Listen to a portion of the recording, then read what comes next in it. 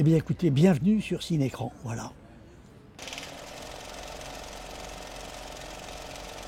Ben oui, parce que le vrai producteur de mes films, c'est le public. C'est eux qui décident de tout, on travaille pour eux. Et c'est toujours intéressant de savoir qu'est-ce qu'ils attendent. Qu'est-ce qu'ils attendent. Vous savez, on vit dans un monde où le rêve est la seule chose qui nous console des misères du quotidien. Voilà. Et comme on ne meurt jamais d'une overdose de rêve, le cinéma fait vraiment rêver. Fait vraiment rêver. C'est pas pour rien que c'est un art populaire. Et j'adore parler avec le public, essayer de comprendre pourquoi il vient pas. Des fois, il nous fait cocu. Je pense que le public a toujours raison, même quand il a tort. C'est-à-dire que le temps est le seul critique, puisque le temps remet les choses en place. Moi, j'ai vu certains de mes films qui ont connu du succès 10, 15 ans après leur sortie. Mais le public, lui, il veut du cash. Il veut rêver tout de suite, il veut oublier ses emmerdes, etc. La vie est une course d'emmerdement au pays des merveilles et le cinéma, c'est comme dans la vie, mais en mieux, quoi. C'est quand même Moi, je me rappelle quand j'ai découvert le cinéma, je disais, tiens, c'est les mêmes que ceux qui sont dans la rue, mais en plus réussi, en plus courageux, en plus beau, voilà. Et c'est comme ça que je me suis intéressé au cinéma. Donc, je crois beaucoup aux rêves. Je crois beaucoup aux rêves et quand on arrive à réaliser ses rêves, on atteint un petit peu le bonheur, quoi. D'ailleurs, je vais sortir un livre bientôt qui va s'appeler « Le cinéma, c'est mieux que la vie ». Voilà. Je prends ça comme une conversation. J'ai rien préparé, je prépare rien. C'est les questions des spectateurs qui sont intéressantes. Et voilà. Non, vous savez, le cinéma et la vie marchent ensemble. Moi, j'ai travaillé qu'avec un seul grand scénariste qui est la vie. Un seul grand dialoguiste qui est la vie. Voilà, les personnages de mes films, je les ai rencontrés. Les dialogues de mes films, j'ai dû les entendre quelque part. En plus, j'ai eu la chance d'écrire toutes mes histoires, donc j'ai eu le sentiment de faire... J'ai fait 51 films, mais j'ai le sentiment d'avoir fait qu'un seul film. Vous voyez, une sorte d'histoire qui n'en finit pas. J'ai été un peu le témoin de mon temps. Et j'essaye d'être le reporter de cette vie extraordinaire que j'ai eu la chance de vivre. Oui, là, je viens de finir mon dernier film, là, enfin, qui va s'appeler Finalement, qui va sortir le 13 novembre. Et c'est un peu une synthèse de tous mes films. Je retrouve dans ce film un petit peu tous les thèmes qui m'ont intéressé, qui m'ont passionné. Et je suis très très heureux. Je pense que ce film n'aurait jamais existé si je n'avais pas fait les autres. Ah oui. Voilà, donc c'est un film très important pour moi. Je pense que chaque film invente celui d'après. Oui. C'est comme la vie. Chaque jour invente chaque seconde invente la seconde d'après. Non, c'est une continuité. À l'âge que j'ai, je commence à voir la ligne d'arrivée. Voilà, et c'est comme dans les courses, il faut réussir le sprint.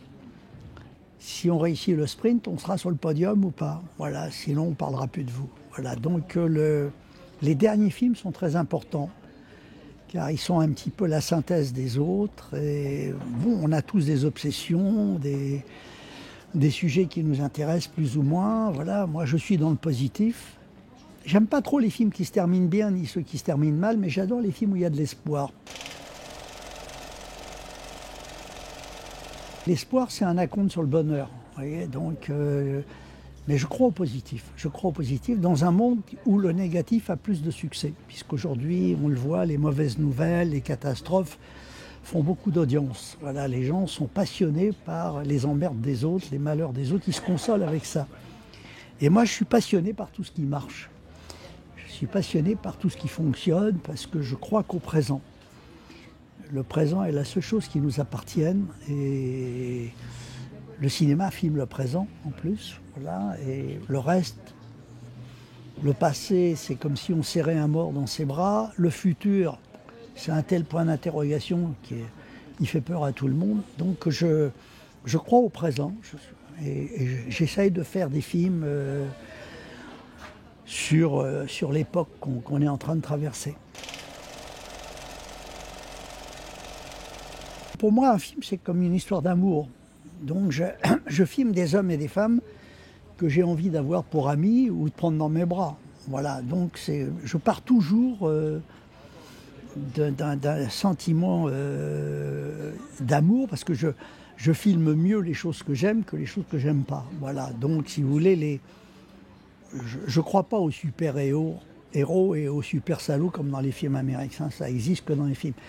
Dans la vie, on a les qualités de nos défauts, tous. Et donc les beaux personnages, à mon avis, sont des hommes et des femmes qui ont les qualités de leurs défauts. Et je pense que les défauts sont souvent plus photogéniques et nous expliquent mieux ce qu'on réussit. Voilà, donc si vous voulez, les hommes et les femmes de mes films sont des gens qui sont un petit peu moins dégueulasses que la moyenne, quoi. Mais ce n'est pas des super-héros. Ils ont à un moment donné des failles, et ce sont ces failles qui sont touchantes. C'était à l'armée. J'ai fait mon service militaire à l'armée. À l'époque, on faisait son service militaire pendant 28 mois, pendant la guerre d'Algérie. Et à un moment donné, on m'a confié un film d'instruction à faire. Et c'est là où j'ai commencé à faire le metteur en scène, quoi, et à diriger des acteurs qui étaient très mauvais, puisque c'était des militaires. Et heureusement, d'ailleurs, c'est en dirigeant de mauvais comédiens. Si on m'avait donné Jean Gabin tout de suite, j'aurais pas compris ce que c'était que la direction d'acteur. Vous voyez ce que je veux dire? Et on ne dirige pas les bons comédiens. On ne dirige pas les bons comédiens, on est là pour les doser. Mais là, j'avais affaire à de mauvais comédiens. Donc il fallait, j'essaye de les rendre un peu meilleurs que d'habitude. Vous savez, les films qui n'ont pas marché m'ont fait grandir. J'ai plus appris de mes échecs que de mes succès. Et les films, on les aime comme on aime ses enfants. On ne peut pas choisir parmi ses enfants. Il y a un film que j'aime bien qui s'appelle D'un film à l'autre parce qu'il parle de tous les films. Donc c'est un film de 2 heures qui parle de tous mes films. Donc celui-là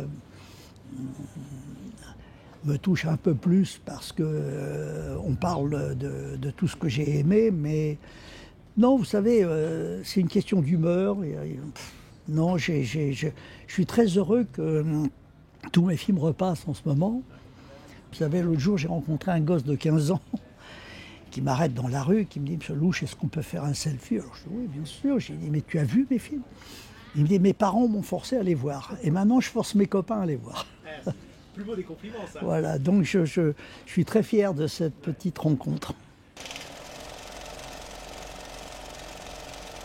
Il y en a une dizaine qui reviennent de Un homme et une femme, bien sûr, L'aventure c'est l'aventure, La bonne année, Itinéraire d'un enfant gâté, Les uns les autres.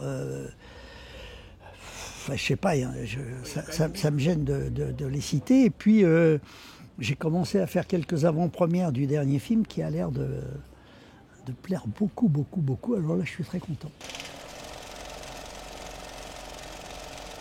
Ben oui, parce que il y a 8 milliards de gens sur cette terre et c'est 8 milliards de scénarios potentiels. La vie de chacun d'entre nous est passionnante. Donc, si j'avais pu vivre des années et des années en plus, j'aurais plein de films en réserve, quoi. Je veux dire que je suis malheureux, je sais que je vais partir en n'ayant fait que la moitié des films que j'aurais aimé faire, quoi. Oui, non, mais j'ai pas travaillé, je me suis amusé. Je me suis amusé, on ne fait bien que ce qui nous amuse. Faire un film, on soulève une armée, c'est une montagne d'emmerdement, mais agréable. Voilà, donc je pense que si je tourne encore, c'est parce que ça m'amuse. Voilà. Ces ateliers de Beaune, c'est peut-être la chose dont je suis le plus fier, parce qu'on a créé un petit Hollywood à Beaune.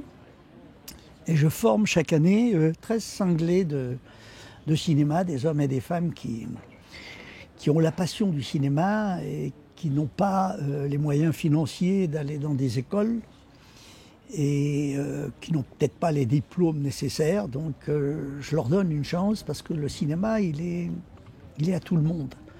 Il y a 8 milliards de gens aujourd'hui qui filment. Nous sommes tous des cinéastes, tous. Nos yeux, c'est la plus belle caméra du monde. Je suis en train de vous filmer, vous êtes en train de me filmer. Nos oreilles, c'est les plus beaux micros du monde. Et notre mémoire, c'est la plus belle salle de montage.